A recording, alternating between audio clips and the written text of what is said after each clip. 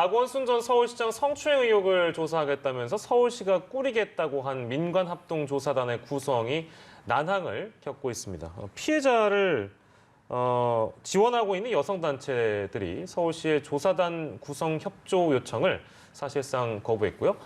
경찰 수사 지속과 증거 보존을 촉구하고 나섰기 때문입니다. 네, 이런 가운데 박 전 시장의 휴대전화 통화 내역 등을 확인하기 위해서 경찰이 신청했던 통신영장이 법원에서 기각이 됐습니다. 이 소식까지 계속해서 두 분과 함께 이야기 나눠가도록 하겠습니다. 예, 이 피해자 지원단체들이 그러니까 그 서울시를 향해서 주장하고 있는 내용은 그러니까 어떤 내용인지요? 일단 서울시 자체는 진상규명에 대한 정확한 강렬한 의지가 없고 더군다나 그 결과를 믿기도 어렵기 때문에 이 진상조사단에 대해서 비판적인 입장을 고수하고 있는 것이고요. 네. 그래서 현재 그 조사단 구성 제안에 이제 시민단체 측에 들어와서 같이 해달라라는 서울시 요청에는 사실상 거부했다라고 보시면 되겠습니다. 예. 사실 어떤 문제가 발생했을 때 내부자와 외부자가 있다고 한다면 내부에서 발생할 문제를 내부자들이 그 조사단을 꾸려서 그것을 가져가는 것이 외부적으로는 독립성, 어떻게 보면 객관성이 담보되지 않는다고 볼 여지가 있기 때문에 여성단체 입장에서는 그런 발표를 할 수밖에 없는 처지이고요. 예. 다만 또 서울시 입장에서는 이런 문제가 발생했는데 또 가만히 있거나 내부 조사를 안 할 수는 없습니다. 예. 그래서 외부인들의 참여를 요청했지만 사실상 이게 거부됨으로 인해서 객관적인 조사가 좀 어려워지고 있는 거 아니냐 보이고요. 예. 그래서 이런 실체 진실 규명은 사실 서울시 내부에만 맡길 것이 아니고 결국은 다른 중립적인 기관에서 예. 더 강력한 수단으로 조사 내지 수사를 해야 되는 지경입니다. 예. 지금 말씀해 주신 것처럼 서울시에서는 이제 여성단체들과 협의해 나가겠다고 했는데 네네. 서울시 이제 여성단체들이 받지 않은 상황이거든요. 맞습니다. 이 상황 좀 어떻게 보세요? 저는 이게 조금 받았어야 된다고 생각을 해요. 왜 그러냐 하면 자 지난 월요일입니다. 7월 13일 박원순 시장의 연결식이 있었고 오후 2시에 피해자 측에서 이 변호사와 여성단체와 함께 첫 번째 기자회견을 해요. 이때 요구사항이 서울시는 스스로 진상을 밝혀라라고 얘기를 했어요. 예. 근데 서울시는 지금 시장은 고인이 됐습니다만 그 6층 시장 집무실을 중심으로 이것을 방주하거나 이 피해 여성이 도움을 청했는데 묵살, 묵인한 누군가 있다는 정황이 계속 나오고 있잖아요. 네. 그러니까 서울시가 어쩌면 조사의 대상이기도 합니다.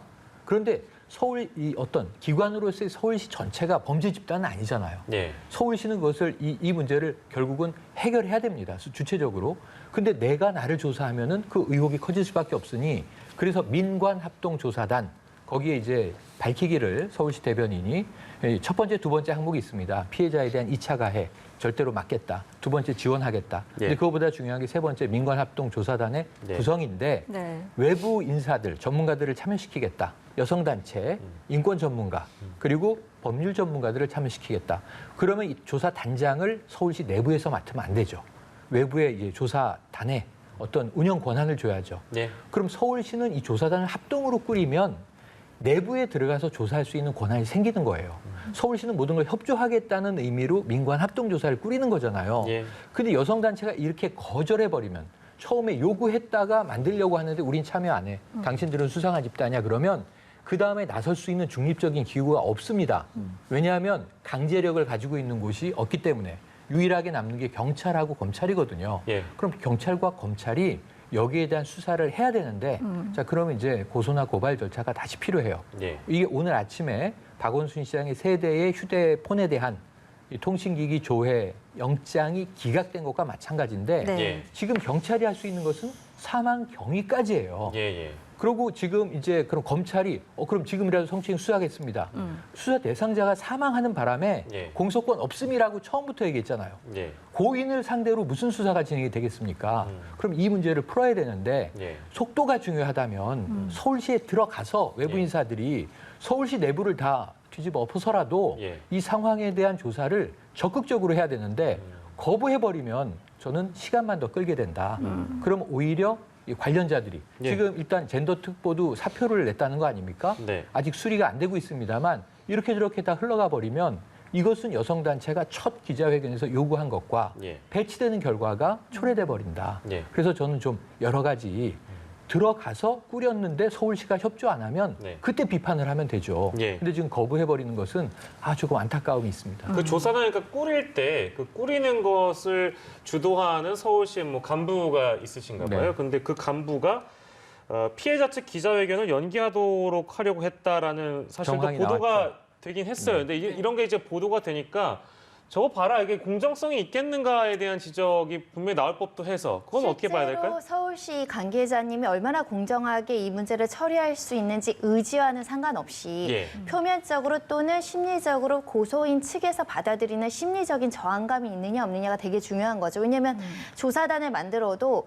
결국은 고소인이 와서 피해자가 와서 진술 협조를 하지 않으면 조사는 이루어지지 않거든요. 네. 어떤 상황이었다. 그리고 누구에게 말했다. 그래서 어느 상황이 발생했다는 결국 고소인 입을 통해서 문제가 해결될 수 있는 부분인데 예. 지금 고소인 측에서 이 서울시 간부는 피해자 측의 회견을 연기하려고 시도했던 사람이다라고 이제 불만을 제기하는 마당이면 예. 이분이 주도해서 만든 조사단에 피해자 측이 제대로 들어올지가 만무하다라는 거죠. 그런 예. 면에 있어서 조금 더 객관적이고 공립적인 지위에 있는 사람이 이 조사단을 구성을 하는 것을 주도해야 된다는 것이고요. 예. 신속한 조사나 수사도 필요하지만 정확하고 공정한 절차도 굉장히 중요하다는 부분에 있어서는 이 피해자 측의 의견도 반영을 해서 조사단을 만들 필요가 있다라고 말씀드릴 수 있을 것 같고요.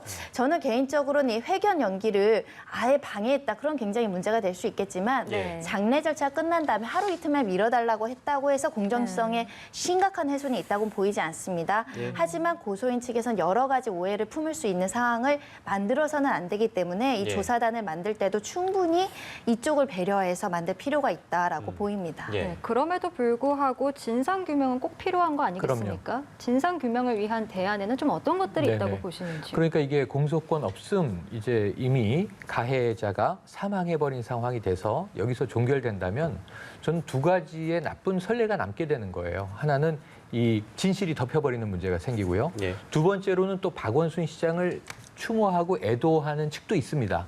그런데 그쪽도 저는 상실이 되는 거라고 봐요. 왜냐하면 최근에 고 백선엽 장군에 대한 논란도 있었습니다만 한 사회적으로 이 큰 족적을 남긴 인물에 대해서는 예. 정말 아주 엄정한 평가가 이루어져야 되거든요. 근데 네. 그 평가는 공과 과를 담아야 되거든요.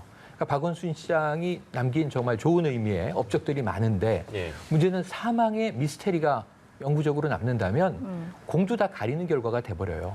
그러니까 과는 과대로 엄정하게, 냉정하게 있었던 네. 사실대로 그거는 또 역사의 기록으로 남겨야 하는 게 우리 살아있는 사람들의 몫이에요. 예. 사회적 책임입니다.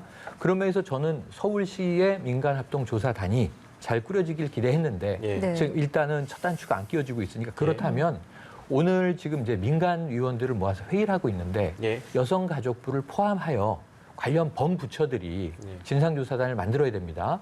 자, 지금 민주당은 이걸 당 차원에서 우리가 당에서 진상조사단을 만들면 예. 또 결국은 여당 소속의 광역지자체장의 사망이잖아요. 네. 성추행 의혹이고. 그럼 이 자당에서 하면은 또 통합당이 믿겠습니까? 뭐 국민들이 믿겠습니까? 그래서 가장 공정하게 중간적인 제일 좋은 건 검경의 수사인데 이게 또 쉽지 않은 정황이 있고 시간이 걸린다고 하면 저는 여성가족부나 다른 관련 부처를 중심으로 범부처 진상조사 대책위원회가 꾸려지는 것이 마땅하고 예. 여기는 여성단체 당연히 들어가야 되고요. 예. 전문가 들어가야 되고요. 예. 그리고 서울시도 포함이 돼야 됩니다. 예, 예. 서울시는 또 일면 조사 대상이기도 하고요. 예, 예. 그래서 내부에 한 사람의 간부가 예. 이걸 틀어버리려고 하는 정황이 있었다? 그럼 당연히 배제해야죠. 그 예. 부분은. 지금 서울시의 시장 권한대행이 서정협 행정 예, 예. 제1부 시장입니다. 예. 그럼 그 사람을 배제해야 합니다. 예. 그리고 객관적인 사람을 넣어야 합니다. 예. 그리고 조사단장은 외부인이 맡아야 됩니다. 기본적으로. 네네. 내부자가 맡으면 안 되죠. 예. 내부에서는 지원단, 협조만 할 뿐이지. 그래서 이런 형태로 꾸려서 예. 정말 이게 투명하게 들여다보는 가운데서 예. 조사가 신속하고 아까 손 변호사가 말씀하신 대로 또 정확하게 예. 피해자의 입장을 고려하여 이루어져야 한다고 봅니다. 예, 뭐 같은 맥락입니다만 의혹은 계속 보도가 이루어지고 있고 조사단 구성이라는 건 아까 최 평론가께서 말씀해 주신 대로 첫 단추부터 잘 안 꿰지고 있으니 아까 이제 손정혜 변호사께서 서두에 이제 외부의 강력한 기관이 이것을 들여다봐야지 어떤 진실 규명에 가까워질 수 있다라고 이제 말씀해 주셨기 때문에 대안에 대한 질문입니다. 손병께서는 또 어떻게 보시는지? 저는 실효적이고 효율적인 방법은 수사기관에서 수사 의지를 갖는 게 중요하다고 보입니다. 네. 지금 뭐 가로세로 연구소에서 성폭력 방조 혐의로 이제 고발 조치를 했고 실제로 서울지방경찰청 여청과에서 지금 조사를 했다라고 이야기를 하고 있습니다. 참고인 조사가 될 것인데요. 네. 그러니까 영장이 법원에서 발부되지 못한다고 하더라도, 그러니까 예. 강제 수사에 한계가 있다고 하더라도 적어도 관련자들에 대한 참고인 조사는 할 필요가 있다. 고소인 예. 진술 이래했지만 2, 3회를 더할 수도 있습니다.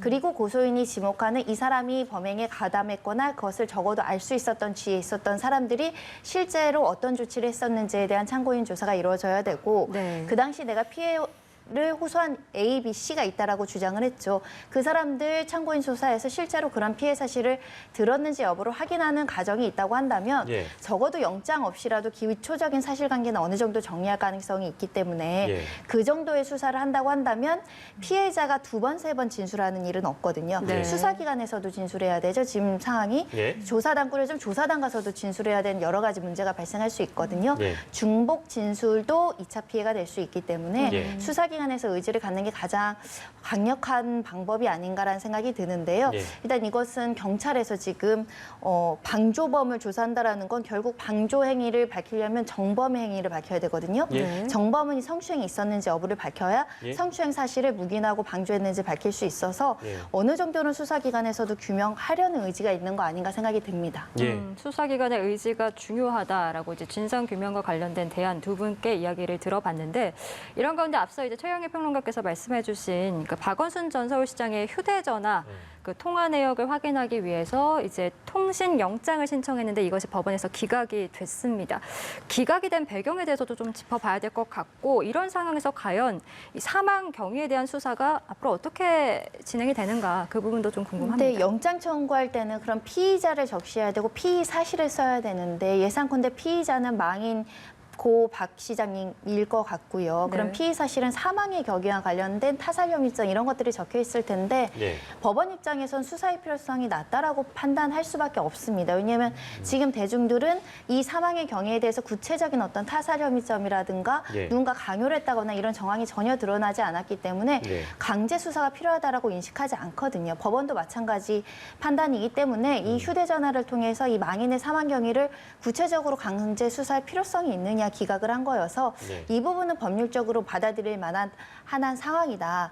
다만 이제 나아가서 강제추행 범죄 혐의로까지 수사가 이어졌을 때도 기각을 할 것인가에 대한 물음은 여전히 남아 있는데 아마 예, 예. 수사기관에서 그거는 신청하지 않을 수 있습니다. 아까 말씀드린 것처럼 공소권 없음으로 결론이 나는데 강제 수사를 얼마나 할 것인지에 대한 물음이 있기 때문에 한계가 있기 때문에 예, 예. 이미 또 포렌식한 자료가 일부 존재하는 상황이기 때문에 그것은 어쩔 수 없다. 그리고 법원에서 이렇게 영장을 기각하는 것도 있을 수 있고 통상적인 일이다라고 말씀드릴 수 있습니다. 예, 알겠습니다. 그리고 또 다른 관례가 하나 있죠. 이 성추행 고소 사실을 누가 유출했는가 바로 네, 이 네. 부분인데 이 부분과 관련해서는 처음으로 보고한 것으로 알려지고 있는 인물입니다. 임순영 서울시 젠더 특보의 소환이 지금 조율 중인 그런 상황이고요.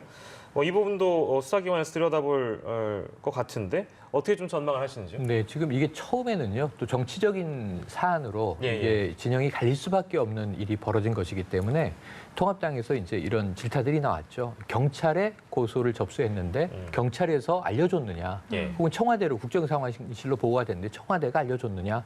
근데 지금 오히려 정황은 8일 날 이 박 시장이 이 실종되고 사망하기 이미 전날 고소가 접수된 날, 고소가 접수되기도 전에 임순영 젠더 특보는 예. 시 외부에서 불미스러운 시장님에 관한 이야기가 돈다는 이야기를 제보를 받고 예.